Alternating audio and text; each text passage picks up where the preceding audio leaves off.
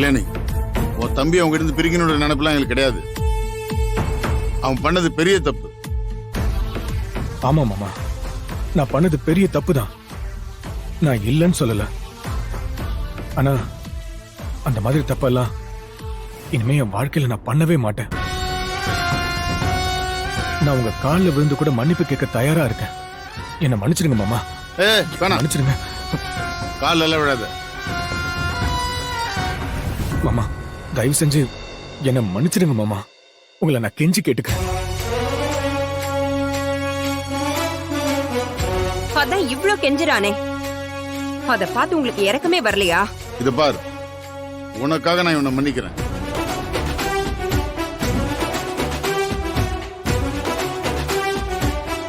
ஆனா இன்னொரு வாட்டி இவனால இந்த குடும்பத்துக்குள்ள எந்த தப்பு நடக்கூடாது. அப்படி ஏதாவது நடந்துச்சு, அதுக்கப்புறம் இவனுக்கு மன்னிப்பே கிடையாது. இனிமே யாரும் இதை பத்தி எதுவும் பேச வேணாம், போங்க.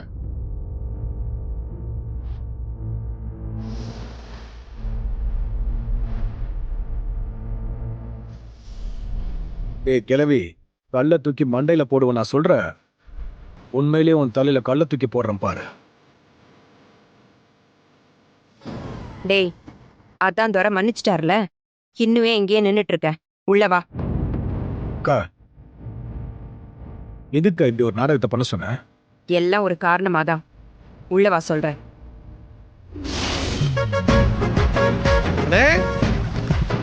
என்ன இந்த பக்கம்? உன்னதான்டா பார்க்க வந்தேன். ஆமா, கடைக்கு போல? இன்னைக்கு செவ்வாய்க்கிழமை, கடை லீவுண்ணே. அப்புறம் அண்ணி உன்னை பாத்துச்சா? பார்த்து அப்படியே அசந்து போயிருக்குமே. நம்ம கரிகால மாமாவா இதுன்னு மூக்கு மேல விரல வச்சிருக்குமே. எனக்கு தெரியுண்ணே, உன் தலையிலயும் தாடியிலயும் கத்திரியால கதகளி ஆடினது இந்த முருகனோட கை தானே.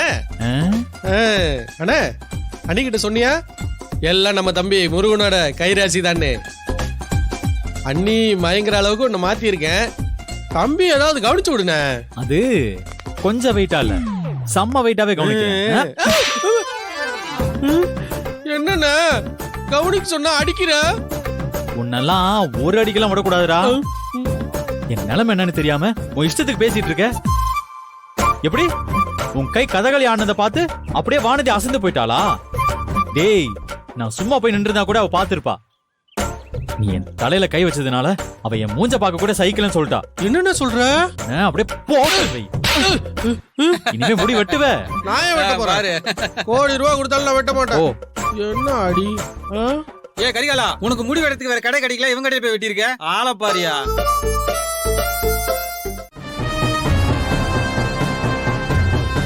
எங்க அன்னைக்கு நீ என்ன காட்டி கொடுத்துட்டியோன்னு ரொம்ப பயந்துகிட்டே இருந்தேன். ஆனா நீ என்ன கடைசி வரைக்கும் காட்டி கொடுக்கவே இல்லை. என்னக்கா நீ என்ன தோலை உரிச்சு தொங்க விட்டுருந்தாலும் நான் உன்னை காட்டி கொடுக்க மாட்டேன்க்கா.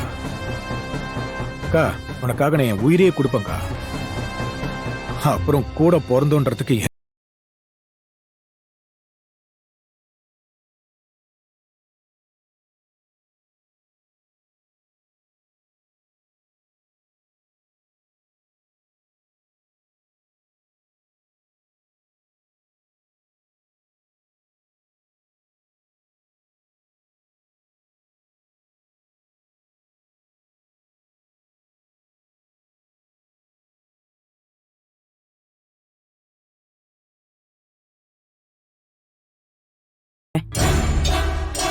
சிவராத்திரி அன்னைக்கு எல்லாரும் கோவிலுக்கு கிளம்பிட்டு இருந்தப்போ நிச்சய பத்திரிக்கை கொண்டு வந்து கொடுத்தாங்க.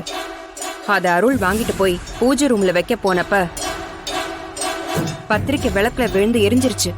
என்னக்கா சொல்ற? அருள், என்னப்பா எப்படி தீப்பிடிச்சது? அருள், ஐயோ, எப்படி தீப்பிடிச்சுன்னு தெரியலையே.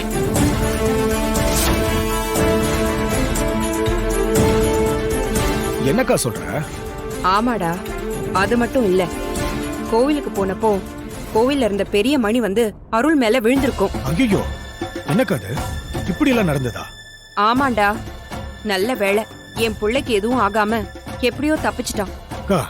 நீ சொல்றதெல்லாம் பார்த்தா உண்மையிலே இந்த கல்யாணம் நடக்க கூடாதுன்ற மாதிரில நடக்குது. அதெல்லாம் யதார்த்தமா நடந்துச்சா இல்ல இந்த கல்யாணம் நடக்க கூடாதுங்கிறதுக்காக நடந்துச்சான்னு எனக்கு தெரியல. ஆனா இந்த விஷயத்தை எல்லாம் நமக்கு சாதகமாக்கிக்கணும். புரியுதுக்கா. எல்லாமே அபசகுனமா தான் நடக்குது. சாமிக்கே இந்த கல்யாணம் பிடிக்கலன்னு எல்லாரையும் நம்ப வச்சு இந்த கல்யாணத்தை நிறுத்தணும். அதுக்கப்புறம் எனக்கு பிடிச்ச மாதிரி பொண்ணதான் அருள் கல்யாணம் பண்ணிக்கணும். நீ என்ன பண்ற? இந்த வீட்ல இருக்க யாருக்குமே தெரியாம நமக்கேத்த மாதிரி வசதியான குடும்பத்துல இருந்து அருளுக்கேத்த அழகான ஒரு பொண்ண இப்பவே பாரு. பேசி முடிச்சிடலாம். பொண்ணு முடிவானதும் நான் யாருன்னு இந்த குடும்பத்துக்கு காட்டுறேன். இந்த விஷயம் நம்மள தவிர இந்த வீட்ல யாருக்கும் தெரியக்கூடாது. சரிக்கா.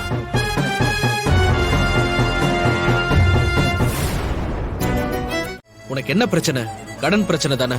கல்யாணம் ஆனதுக்கு அப்புறம் நீ எனக்கு ஒய்ஃப் ஆக போற. அப்புறம் உன் ப்ராப்ளம் என் ப்ராப்ளம் தானே? நானே அந்த கடன்ல அடைச்சிடுறேன். அருள், அப்படி நான் நினைச்சிருந்தா மாமா அந்த செக் கொடுத்தப்பவே அந்த செக் கொடுத்து நான் அந்த கடனை அடைச்சிருப்பேனே. இது எங்க குடும்பமான பிரச்சனை. நந்தினி, எங்க அம்மா மனசு மாறினது எனக்கு எவ்வளவு பெரிய விஷயமா இருக்கு. எங்க அம்மாவே உன் மேல பாசம் வந்து உனக்கு புடவை எல்லாம் எடுத்து கொடுத்திருக்காங்க. இந்த நேரத்துல நீ இன்டர்வியூக்கு போறேன்னு சொல்லி தேவையில்லாம பிரச்சனையை உண்டு பண்ணிட்டு இருக்காத. எல்லாம் சரியா போயிட்டு இருக்கு. இந்த நேரத்துல உன்னால எந்த குழப்பமும் வர வேண்டாம். அதனால தயவு செஞ்சு உன்னை கெஞ்சி கேக்குறேன், நீ நாளைக்கு இன்டர்வியூக்குலாம் போக வேண்டாம். முடியாது அருள். என்ன ஆனாலும் சரி, நாளைக்கு நான் இன்டர்வியூக்கு போயே ஆகணும். எனக்கு அந்த வேலை முக்கியம். நான் இவ்ளோ தூரம் சொல்றேன், திரும்பவும் நீ போயே ஆவன்னு சொல்ற. ஏன் இவ்ளோ ஈகோலே இருக்குன்னு தெரியல. இங்க பாரு, நீ நாளைக்கு இன்டர்வியூக்குலாம் போக கூடாது. பூ வைக்கிற ஃபங்க்ஷனுக்கு தான் வரணும்.